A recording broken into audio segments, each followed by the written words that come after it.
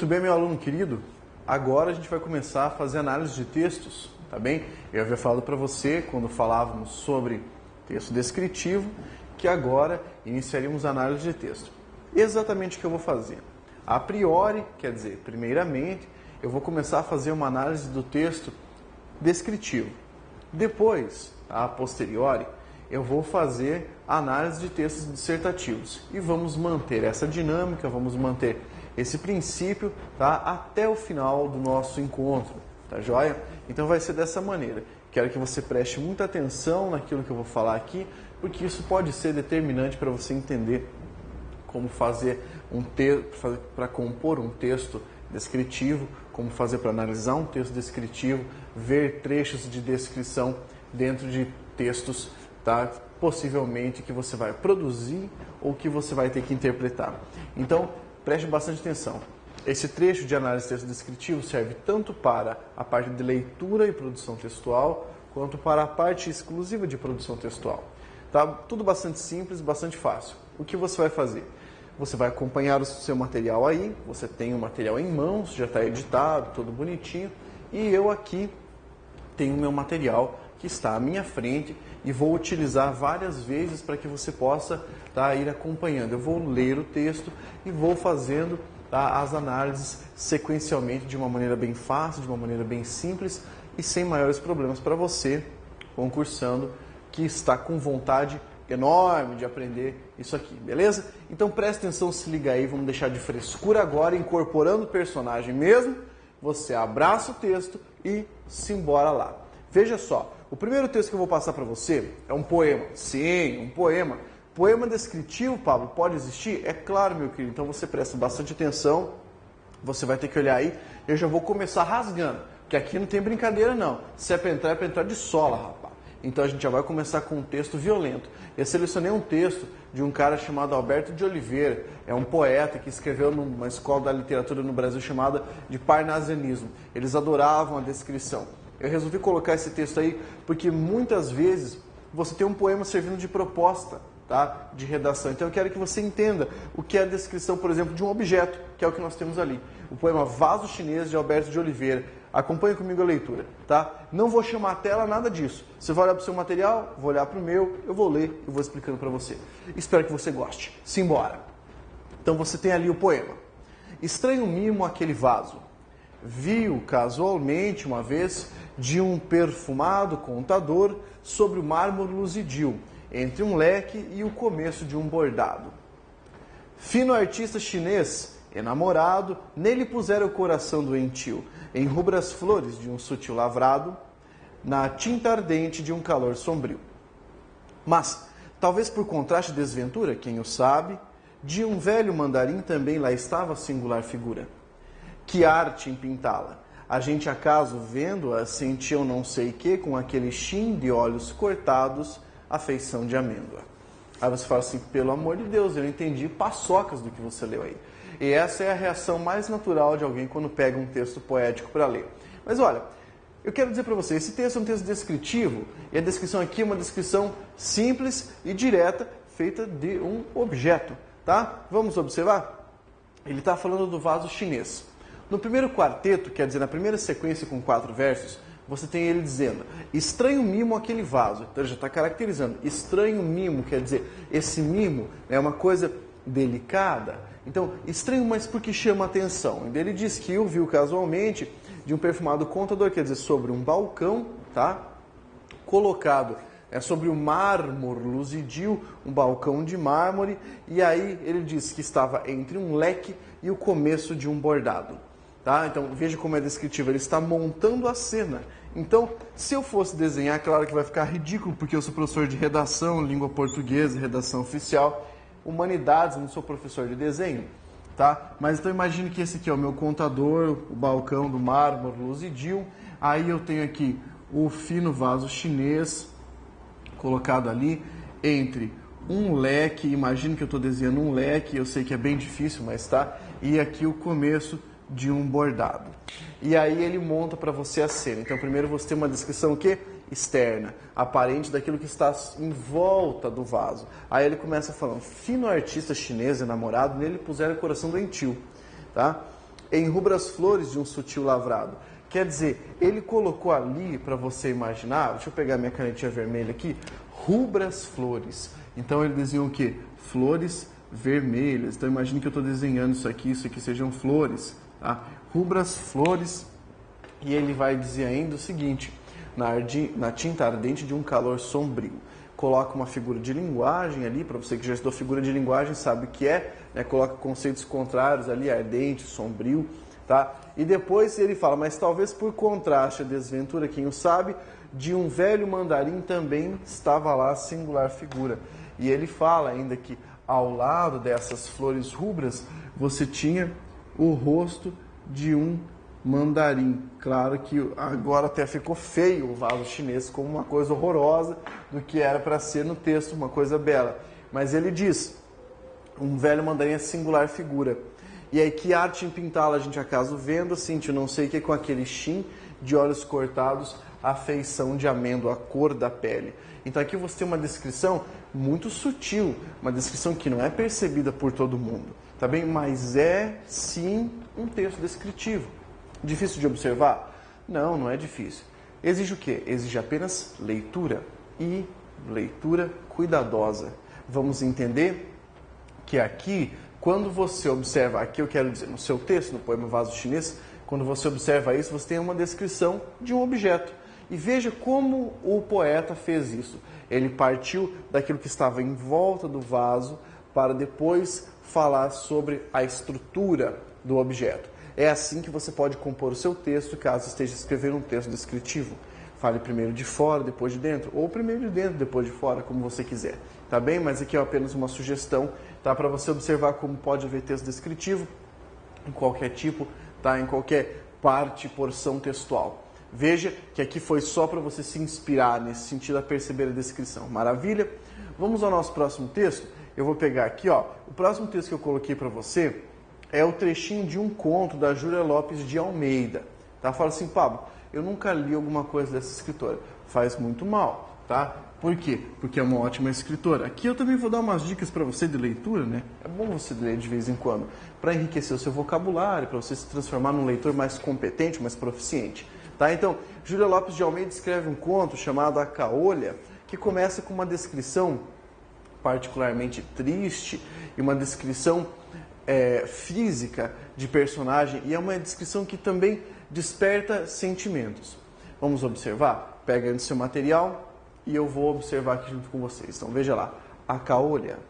A Caolha era uma mulher magra, alta, macilenta, peito fundo, busto arqueado, braços compridos, delgados, largos nos cotovelos, grossos nos pulsos, mãos grandes, ossudas, estragadas pelo reumatismo e pelo trabalho, unhas grossas, chatas e cinzentas, cabelo crespo de uma cor indecisa entre branco, sujo e louro grisalho, desse cabelo cujo contato parece dever ser áspero e espinhento. Boca descaída numa expressão de desprezo, pescoço longo, engelhado, como o pescoço dos urubus, dentes falhos e cariados.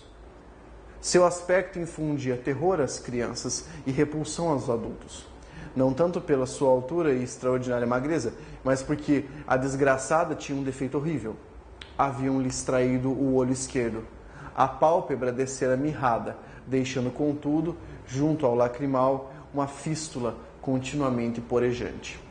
Você fala, ui, que horror! Quando eu leio esse texto em sala de aula, o pessoal tem aquele arrepio e fala, nossa, professor, que nojo!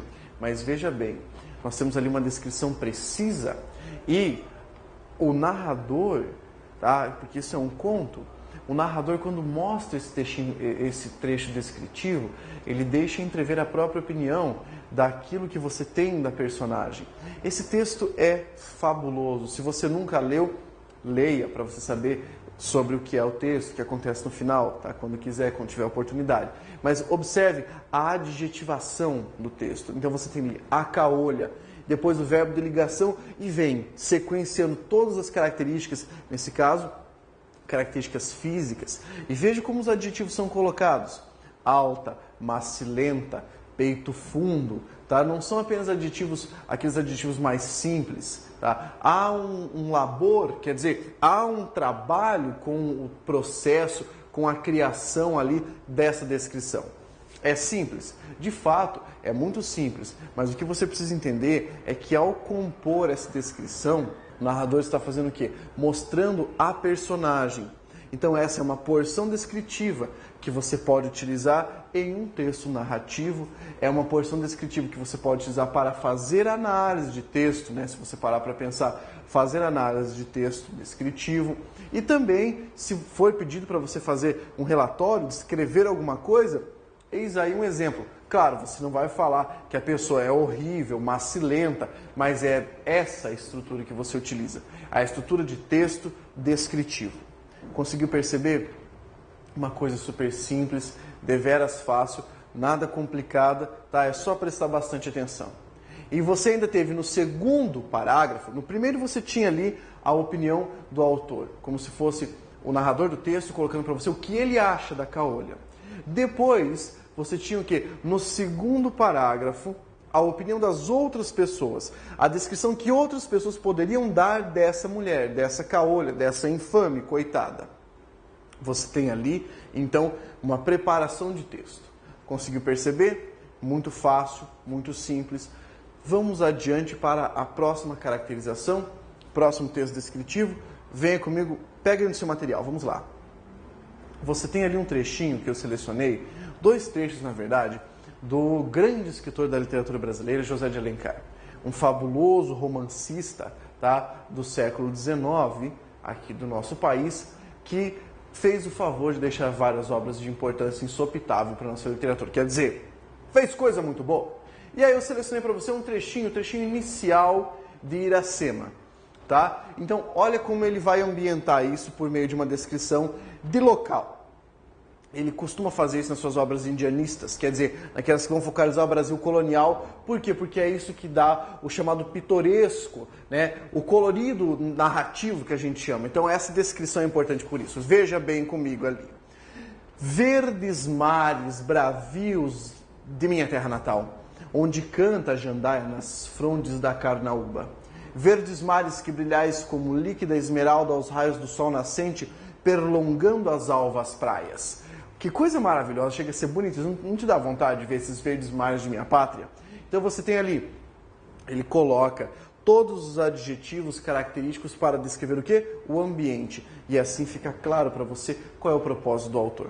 Tá bem? Isso é muito simples, é muito fácil de perceber. Aí, veja que ele não precisa falar assim, a praia é bonita, a praia é longa, o mar é verde. Não, ele faz uma espécie de vocativo, tá? Quando ele diz, verdes mares bravios de minha terra natal. E aí ele vai colocar mais uma caracterização, onde canta a jandaia nas frontes da carnaúba. Isso vai acrescentar a característica daquilo que já foi dito.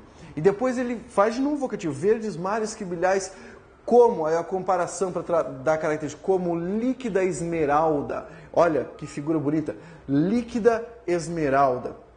Verdes mares, ó, tem tudo a ver, ele retoma ainda isso.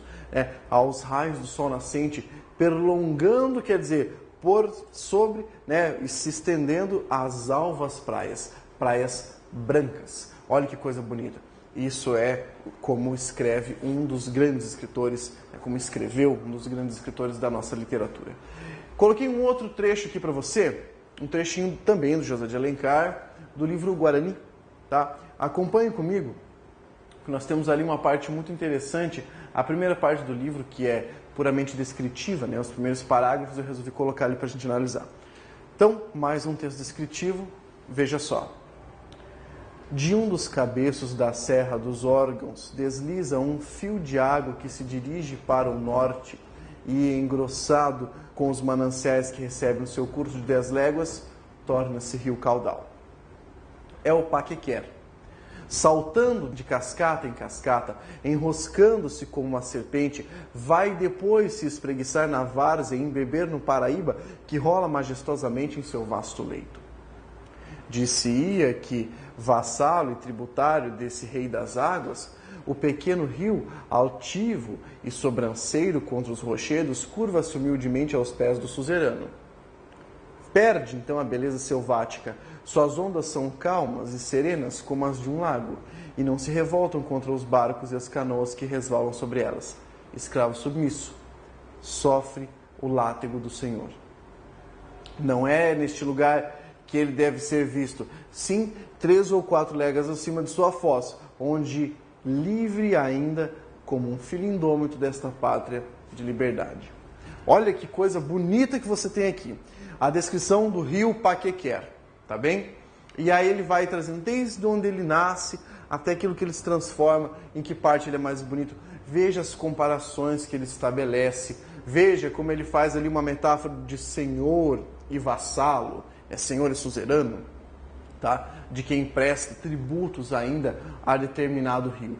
Isso é uma perfeita descrição, tá joia? Então você tem ali uma espécie de descrição que é, de certo modo, uma descrição subjetiva, porque ele ainda coloca a própria opinião, assim como a descrição do texto da Caolha. Diferente do Verdes Mares Bravios, que não tem tanta subjetividade, ou mesmo do vaso chinês, que não há tanta subjetividade. São descrições mais objetivas, tá bem?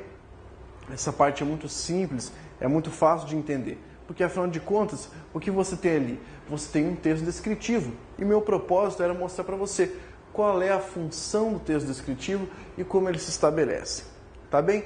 Isso aqui é muito simples, eu quero que você reveja essas características, tente compor um texto descritivo. Por exemplo, agora, o que você está fazendo? Você está assistindo a minha aula de frente para a tela do computador. Então, interrompa exatamente agora o vídeo, tá? Assim que eu terminar de falar, e faça uma descrição do seu quarto. Depois olhe para fora, faça uma descrição da rua da sua casa. Se você mora em apartamento, faça uma descrição da cidade que você enxerga por ali. Exercite a capacidade de escrever uma descrição.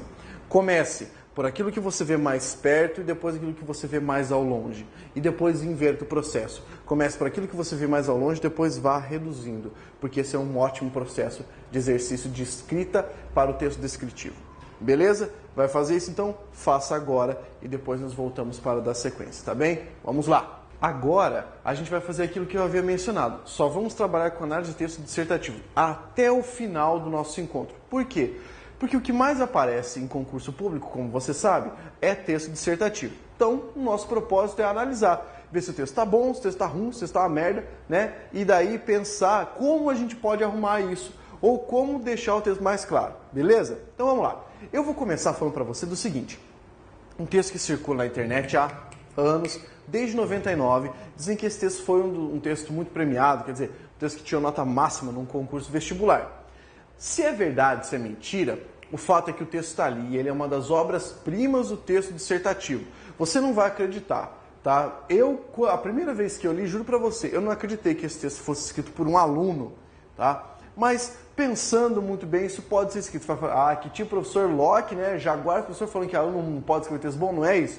Mas presta atenção na capacidade de escrita dessa pessoa. Qual era a proposta? A proposta era a seguinte: o cara tinha que escrever um texto sobre uma pesquisa recente que estava tentando eleger o brasileiro do século, tá? Isso foi em 99. Então, queriam eleger o brasileiro do século. E olha, colocaram alguns nomes ali. Esse cara dá uma grande ironizada e escreve esse texto. Começando. O título é Povo, : o grande brasileiro do século. Leia junto comigo que você vai ficar indignado de tão bom que o texto é. Irmã Dulce, Ayrton Senna, Chico Buarque. Estes são alguns dos nomes indicados em recente pesquisa da revista Isto É para ocupar o título de brasileiro do século. Entretanto, será justo dar esse mérito apenas a uma pessoa? Não será todo o povo brasileiro o grande merecedor da honraria? Em primeiro lugar, devemos ver o povo como um grande religioso, não pela grande maioria praticar uma religião, mas por fazer milagres como comer, se vestir e pagar o aluguel com salário mínimo. Outro fator, com forças intrigantes pendentes, é que o povo sobrevive mesmo dependendo do transporte coletivo e INSS. Perguntem ao Chico Buarque se ele já precisou do SUS, que está falido, sem remédios e com os hospitais lotados. Ponto para o povo do Brasil. Um segundo aspecto que faz da plebe brasileira a grande merecedora de um prêmio é ser uma esportista nata. Não se trata de sermos os primeiros do mundo no futebol ou do Ayrton Senna ser do Brasil. Os esportes referidos precisam de muito mais audácia e paciência. É o caso das corridas da inflação, levantamento e carregamento de políticos desonestos e dribles no desemprego. No último aspecto, sobre o qual podemos ver o nosso candidato ao título, é artístico. O povo é um ator de primeira linha, melhor que a Fernanda Montenegro, pois a barriga dela não ronca de fome durante os espetáculos. O pobre é um artista da vida, pois quando, por exemplo, chega o carnaval, ele finge que existe justiça e igualdade social e brinca com os ricos, brindando a alegria e o dinheiro deles. Assim, o brasileiro do século não é um brasileiro, e sim o povo brasileiro, que é esportista que corre da crise, religioso que faz milagres com salário mínimo e artista que ri de sua desgraça.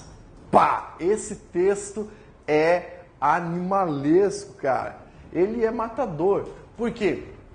Vamos pensar. A despeito de quaisquer problemas que você possa ter ali com relação à colocação de vírgulas, tá? Uma concordânciazinha aqui e ali, pouquíssimos aspectos estruturais, você tem uma argumentação sólida. Por quê? Veja bem o que o cara fez. Ó. Esse é o cara que entende da estrutura dissertativa. Na introdução, ele chamou o tema Brasileiro do Século, mas ele não começou direto com o tema, tá? O que ele fez? Ele também não enrolou.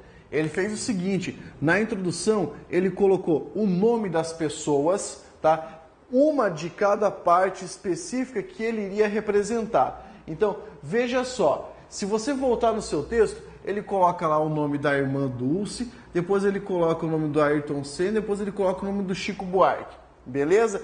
Por quê? Porque ele vai falar sobre 3 pontes. Essas 3 pontes são religião, depois esporte e depois o que? Arte. E começa com os 3 nomes. E olha como esse cara é esperto. Ele segue falando desses temas na ordem. Então, primeiro ele diz que no desenvolvimento aqui, ó, tá? Ele vai começar falando sobre a religião. Mas como? Olha que esperto. Ele, após colocar isso aqui, ele faz uma pergunta. Ele fala, será que eles seriam bons indicados? Será que não é o povo mesmo que deveria ser o indicado e deveria ganhar esse prêmio? Aí ele vai começar a comprovar. Veja que a primeira coisa que ele faz é retomar o aspecto da religião, que bate em quem? Bate na irmã Dulce. Quer dizer, não bate na irmã Dulce, entendeu? Mas que vai fazer menção à irmã Dulce. Aí depois ele vai falar do quê? Do esporte. Porque olha só, a irmã Dulce foi indicada como brasileira do século, claro, pelo seu papel religioso. Mas e o povo que faz milagre? Puta, acabou com a irmã Dulce. Já é a irmã Dulce, porque a irmã Dulce não fez milagre, o povo faz milagre. Aí ele veio pro esporte, fala assim, mas o Ayrton Senna emocionou todo mundo, mas o esporte do povo brasileiro é muito mais difícil de praticar. Levantamento de político corrupto. Isso é, cara, eu fico muito indignado quando eu vejo isso, é muito bem escrito. Aí depois ele coloca lá o Chico Buarque, né, porque ele vai falar da arte. Ele não fala só da arte com relação à música, ele também fala com relação ao teatro. E fala que o povo é o verdadeiro artista. Por quê? Porque ele consegue rir da sua desgraça e fingir que não está acontecendo nada lá no carnaval para brindar com os ricos, enquanto ele é miserável. E daí ele fecha lá na conclusão. Isso sim é um bom texto dissertativo. O cara retoma que ele disse o quê? No início, que o povo brasileiro deveria ser o grande brasileiro do século. Por quê? Porque, afinal de contas, ele é mais religioso, ele é mais esportista e ele é mais artista do que todos aqueles nomes colocados ali. Aí o cara fecha o texto assim, ó. O corretor só pode aplaudir o cara e falar, me desculpe por ter cortado alguns erros de ortografia, porque a sua... de ortografia, de concordância, do que quer que seja, porque a sua argumentação foi fabulosa. E é exatamente isso que nós temos aqui. Um texto bem escrito, quer dizer, um texto sereno. Tá? Não é sereno só no sentido de que é um texto que foi escrito com tranquilidade. Não, ele é sereno na argumentação. Apesar da argumentação ser extremamente pujante, quer dizer, ela é forte, ela é combativa, o texto é sereno, ele é fácil de ser lido. Você viu algum vocábulo difícil de entender? Você viu algum vocabulário lá que, nossa, esse cara aí usou de muita elegância, né? Ele utilizou... Não, esse registro colocado ali é quase, cuidado, é quase um registro coloquial. é quase uma fala, é quase uma conversa. E isso enreda o corretor. Isso faz com que o cara fale assim, meu Deus, olha a capacidade desse cara de escrever. Então, meu aluno, presta atenção no seguinte, você não vai inventar moda, tá? Você não inventa moda, escreva tranquilamente, cara. Escreva dessa maneira aqui. Por quê? Se afinal de contas você utilizar essa estratégia, seu texto fica mais claro. Tá? Se você entregar um texto desse gabarito para eu corrigir, meu Deus, aí eu vou ter a maior felicidade da minha vida. Por quê? Afinal de contas, eu vou conseguir ver que o autor, que o redator, que o produtor do texto conseguiu se expressar. Aqui o cara conseguiu se expressar. Então, tome como base essa estrutura dissertativa para você escrever o seu texto. Utilize isso como base, tá bem? Apresentei um texto muito bom e depois eu vou fazer análise de textos que não estão tão bons assim, podem melhorar, e você vai entender o que a gente pode fazer para melhorar. Aí você fala, Pablo, mas há algum probleminha naquele texto? É claro que há, todo texto, né, mostra que há incorreções. Bem, se você parar para pensar, há erros de paralelismo, que você deveria repetir a preposição em determinado local, deveria repetir o artigo, mas isso não descaracterizou o texto. Se isso aqui tivesse um concurso público, você ia ter um decréscimo de pouquíssimos pontos. Por quê? Porque a macroestrutura, quero dizer, a estrutura dos argumentos, a estrutura do entendimento do texto, está perfeita, está maravilhosa. Então, sem folia, tá? Sem folia. Veja que esse texto aí está muito bem escrito, pare, leia novamente, tente parafrasear esse texto, quer dizer, reescrevê-lo com outras palavras, porque é assim que a gente vira bom escritor, é tentando parafrasear, tentando reformular as sentenças. Beleza? Compreendeu isso aqui? Então tá jóia. Eu quero que você agora faça um favor. Vá para o nosso próximo bloco, já pensando nos próximos textos, porque eu vou colocar texto dissertativo pra caramba pra gente analisar aí. Beleza? Então, se segura aí, força guerreiro!